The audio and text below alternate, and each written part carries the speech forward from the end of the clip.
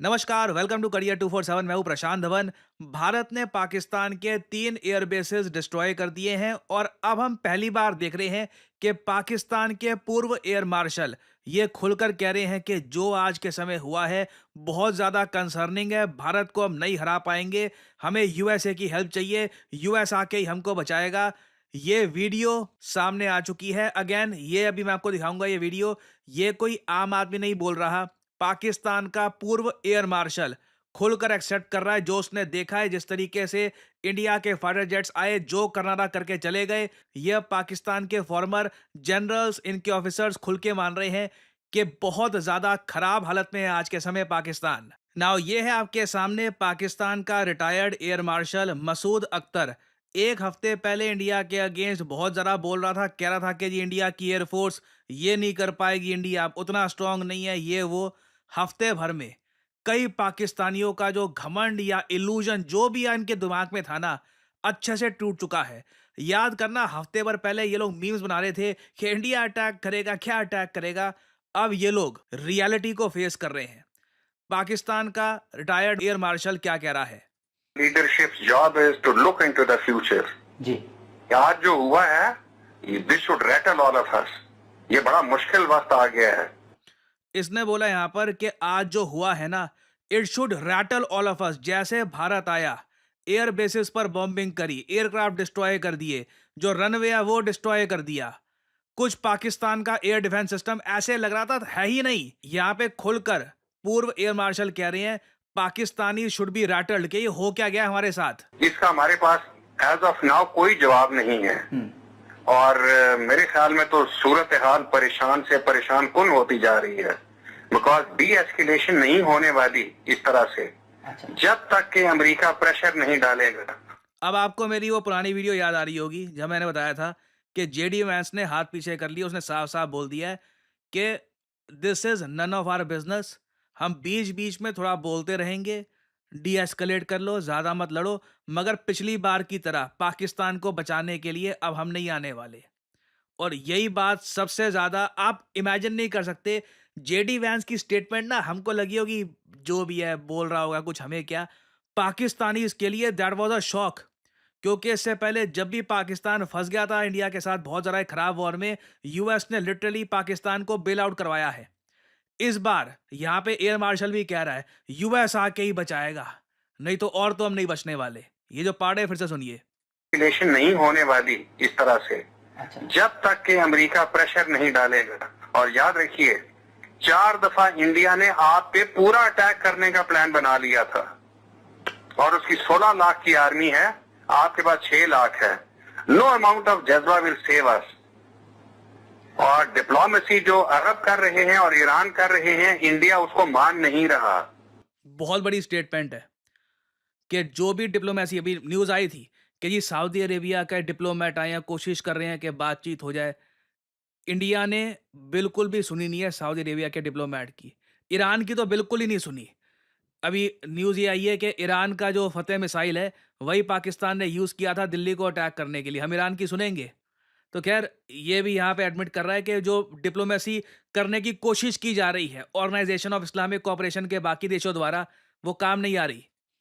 अगर अमेरिका अपना प्रेशर नहीं डालता, फिलिस्तीन प्रेशर नहीं डालता, चाइना प्रेशर नहीं डालता, तो आई एम टेलिंग यू कि ये बड़े हालात मुश्किल से मुश्किल तर होते जाएंगे। लेकिन तो हमें सोचना चाहिए कि क्या करना है। खुदा खैर ये सोच रहे हैं कि क्या करना है इनको। मैंने आपको प्रीवियस वीडियो में बताया था, this is a golden opportunity for India. याद करो पाकिस्तान इतना बेबस लास्ट टाइम कब दिखा था। अब slowly they are beginning to realise. इनके ड्रोन आते हैं, मार के बस अपना काम कर जाते हैं, कुछ ये रोक नहीं पा रहे। इनके फाइटर जेट्स आ रहे हैं, और अभी तो भारतीय आर्मी, इंडियन आर्मी, जिसके पास अब हाविट्सर गन्स हैं, हमारे पास पिनाका मिसाइल्स है, जो हम ग्राउंड पे कर सकते हैं इनके साथ, ये झेल नहीं पाएंगे। This is a golden opportunity in front of PM Modi. एक बड़ा स्टेप उठाइए, हिस्ट्री विल रिमेंबर यू। और इस बीच देखिए पाकिस्तान एक फेक न्यूज ये फैला रहा है। अगेन देखो, मामला इनके हाथ से निकल चुका है, मगर आसिम मुनीर और ये जो शहबाज शरीफ है, ये अपनी कुर्सी बचाने के लिए ना प्रोपेगेंडा खूब करेंगे ताकि इनके लोग इनकी कुर्सी के पीछे ना आ जाए। ये जो भी ये न्यूज़ ये फैलाते हैं ना ये, कि जी S-400 डिस्ट्रॉय कर दिया पाकिस्तान ने। कहीं से भी, कुछ भी जो S-400 आज के समय पाकिस्तान के सारे अटैक्स को न्यूट्रलाइज़ कर रहा है, ये लोग कहते हैं कि जी उसको डिस्ट्रॉय कर दिया। ये फेक है। Nothing has happened. भारत के S-400 मिसाइल डिफेंस सिस्टम्स की जो बैटरीज़ हैं, all of them they are working absolutely fine. कोई S-400 missile defence system destroy नहीं किया गया। और इस बीच ना मैं एक हमारे पूर्व मिनिस्टर हैं, इनका मेंशन करना चाहूँगा, मनोहर पार्रिकर साहब। आप सबको मैं ये बता दूँ, S-400 मिसाइल डिफेंस सिस्टम जो भारत ने चूज़ किया कि हम ये परचेज़ करेंगे ही, उसमें इनका क्रिटिकल रोल था। भारत के पूर्व डिफेंस मिनिस्टर थे मनोहर पार्रिकर जी। और जब यूएसए का हैवी प्रेशर था, यूरोप का हैवी प्रेशर था कि रशिया से नहीं परचेज़ करना, मनोहर पार्रिकर जी ने 2016 में जो इंटरवेंशन करी थी और पूरा अपना सपोर्ट दिया था कि नहीं, भारत लेगा S-400। ये एक क्रिटिकल मैं कहूँगा टर्निंग पॉइंट था। देखो, देश के पीएम है मोदी जी। एंड में जब देश सफलता हासिल करेगा, सबसे आगे उनकी फोटो होगी। मगर ये कुछ लीडर्स हैं जो आज के समय हमारे साथ है नहीं। दे वर ट्रू पेट्रियट्स। आज के समय जो हमारी एक मोमेंट ऑफ ग्लोरी है, इसमें मनोहर पार्रिकर जी को मत भूलिएगा, इनका क्रिटिकल रोल था इस सब में। तो देखो, एक तो पाकिस्तान ये फेक न्यूज़ फैला रहा है कि इन्होंने S-400 डिस्ट्रॉय कर दिया, कुछ ना हुआ ऐसा। फिर जी पाकिस्तान एक न्यूज़ ये फैला रहा है कि इन लोगों ने एक इंडियन पायलट कैप्चर कर लिया, वो भी कोई फीमेल पायलट। ऐसा भी कुछ ना हुआ। कोई इंडियन पायलट यहाँ पर पाकिस्तान ने कैप्चर नहीं किया है, ठीक है? इंडियन पायलट इजेक्ट कर गया पीओके के ऊपर, कुछ ना हुआ ऐसा, ठीक है? No need to panic. कोई गलत इंफॉर्मेशन फॉरवर्ड मत कर देना। हाँ, पाकिस्तानी पायलट्स और उनके फाइटर जेट्स के बारे में जो न्यूज़ है, वो मैं अभी भी वेरीफाई कर रहा हूँ। मैंने आपको बताया था, अभी के लिए अनवेरिफाइड है, बट वी ऑल होप कि कुछ अच्छा सुनने को मिलेगा। मैं उसको ट्रैक कर रहा हूँ। कुछ कंफर्मेशन आती है तो I will make a dedicated video on that topic. और साथ ही साथ मैं ये भी ऐड कर दूं कि भारत के किसी भी एयरबेस को कोई डैमेज नहीं हुआ है। Nothing has happened. हाँ, जो हमारे सिविलियंस हैं वहाँ पे इंजरी रिपोर्ट की गई है। पंजाब में पता नहीं पाकिस्तान सिख कम्युनिटी को बहुत ज़्यादा टारगेट कर रहा है। इवन दो ये लोग अपने प्रोपेगेंडा में कुछ और कहते हैं, मगर ग्राउंड लेवल पर जो हमारे सिख कम्युनिटी के लोग हैं पंजाब में, उनको पाकिस्तान बहुत टारगेट कर रहा है। जम्मू में भी आप अगर देखो सेम कहानी है। तो सिविलियंस को अनफॉर्चुनेटली पाकिस्तान टारगेट कर पा रहा है, मगर कोई हमारी मिलिट्री इंस्टॉलेशन या फिर किसी एयरबेस को पाकिस्तान कोई हार्म नहीं पहुंचा पाया। आप लोग यकीन नहीं करेंगे, कितने सारे लोगों से मैं मिलता हूँ और उनसे बात करता हूँ और उनका एक ही सवाल होता है कि करियर में अब क्या करें। यू नो व्हाट, मुझे मैथमेटिक्स इतना अच्छा लगता नहीं है, कोडिंग वगैरह सीखने में मेरा मन नहीं लगता, मुझे कुछ और एक मतलब क्रिएटिव जॉब जहाँ पे मैं अर्ली स्टार्ट कर सकूँ, वैसा कुछ सजेस्ट करिए। वेल, मैं यहाँ पे आपको बताना चाहता हूँ डिजिटल मार्केटिंग के बारे में।